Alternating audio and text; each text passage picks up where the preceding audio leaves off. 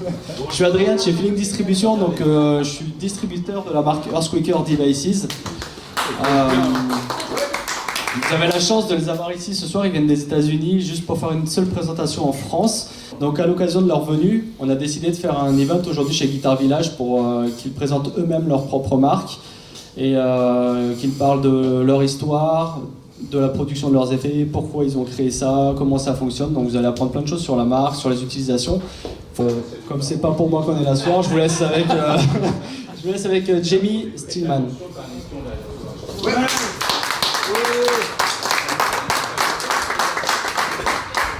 Hello everybody, thanks so much for coming. I'm sorry, I don't know any French. It's just dumb American.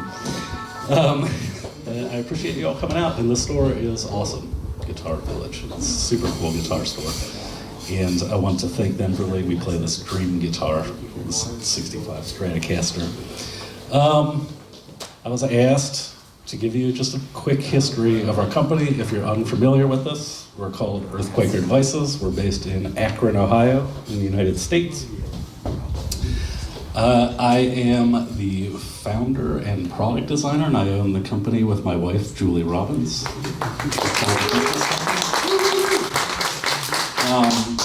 I started building pedals in 2004. The whole thing started from, I had a DoD 250 overdrive, an old 70s one that I really liked a lot, and it broke, and I bought a replacement for it.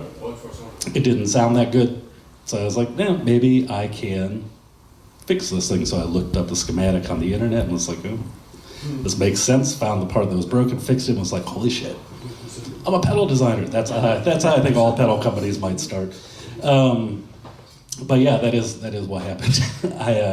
I then built myself a clone of it, and then kind of got bit by that bug. And I was building pedals for my friends, and I was putting them up. At the time, there's a forum called Harmony Central. So I was selling pedals on Harmony Central just one by one to people, putting them up on eBay. And then before I knew it, I'd accidentally started a company. I accidentally started with Quaker Devices. It was around 2005. So this year is technically our 20th anniversary from that accidental thing, I guess. Now we are a company of about 35 people, right? Yeah. Started in the basement. Now we occupy 3 buildings in Akron. One is a studio, like if you ever see any of our videos, they're shot there. The other is an enclosure machining shop where we do all of the drilling, painting, powder coating, and printing of the enclosures. And then our main headquarters, which is in downtown Akron, we do all the PCB population, all the final assembly, testing, boxing, and shipping. So we do every single thing in-house.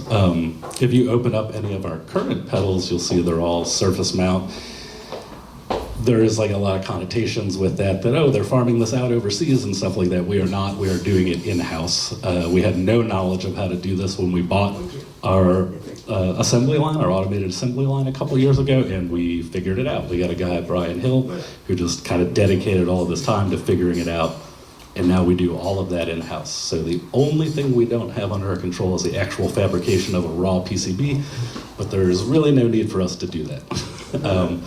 But it's I think pretty rare to find a company like ours that can do every single thing. You know, it's all under our control. So pretty proud of that. Yeah, so that's our company in a nutshell. Real quick history of the company. What I have down here is a pedal board of our last 2 years of releases. So I'm kind of going to run through all of those for you. And if you have any questions at any point, just let me know.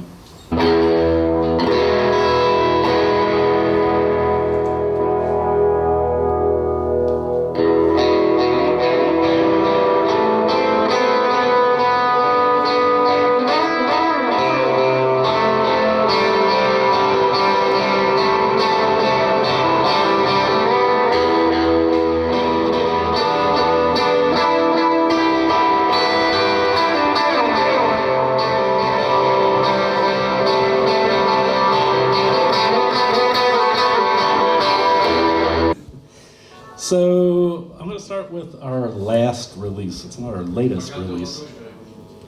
Turn that off. So Silos, which if I had one to hold up, I'd hold it up. But what it is a small format, 3-mode delay. So there's a little toggle switch you can choose between digital, analog, and tape delay. There's 3 really simple controls. Mix, time, and repeats. And then there's the ability to save presets on it. There's a little switch in the middle. You just dial in how you like it, hold the switch down for 2 seconds, it flashes, your preset is saved. And then there's an analog pot on there that you just kind of rotate around. This has 6 presets. My thinking is 2 for each mode. That's all you need. Who wants to remember all these presets? And that's also the reason why it's on this analog pot. I'm a big fan of just like what you see is what you get. You know, being able to just dial in the knobs, however you turn them, you're gonna get a sound that's gonna be controllable, is gonna be usable. I kind of avoided presets for a very long time because I don't like the idea of menu diving. Like, you'll get a lot of pedals, and it's like, oh, you can save 126 presets, 1,000 presets, whatever it is. You're never going to remember. At least I'm never going to remember. I would love to meet a person who remembers all 1,000 presets they have. I like the limitation, I think. I think that's kind of what I'm saying with this. And I like being able to just turn down and you feel this tactile switch that clicks and you put it into place. So I had this idea for this format. The other thing that this pedal features is there's an expression input, and you can assign that to any of the 3 main controls, the mix, the time, or the repeats. And to do that, you just plug the expression pedal in, put a toe down, dial the knob, and now it's assigned to that. And you can save that into any of the presets.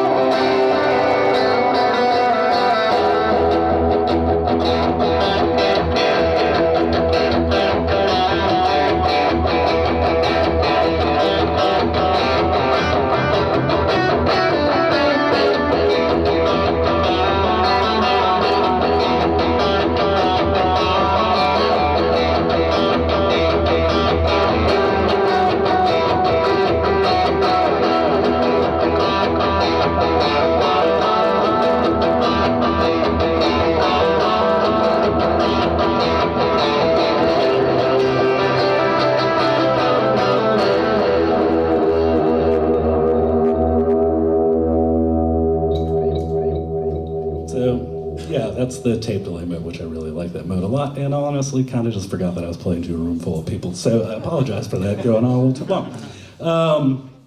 Yeah, so that's our newest release. I mean, I think on the, if you're just looking at it, you're like, oh, that's a really simple pedal, but I think there's a lot to dial in with this, like once you start playing with it.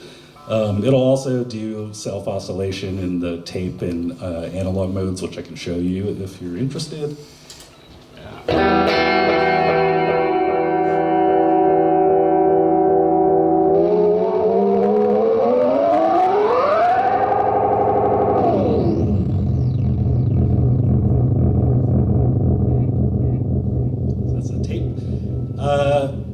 I also have this preset set up here where you can just leave it normal, and then to access a preset while you're playing, all you do is hold down the activate switch, and it'll switch into preset mode.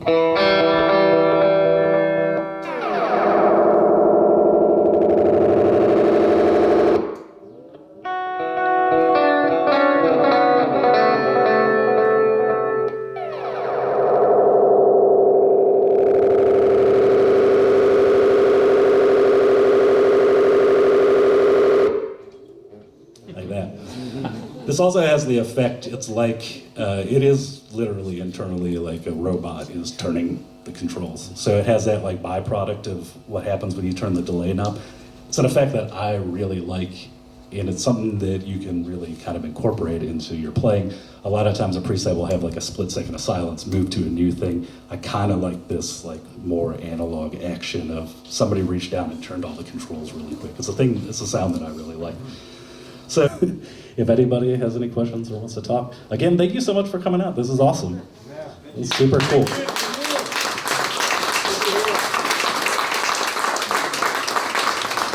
And again, thanks for having us at Guitar Village, and thanks for letting me play this guitar. I fucking love it. This is dangerous. Thank you.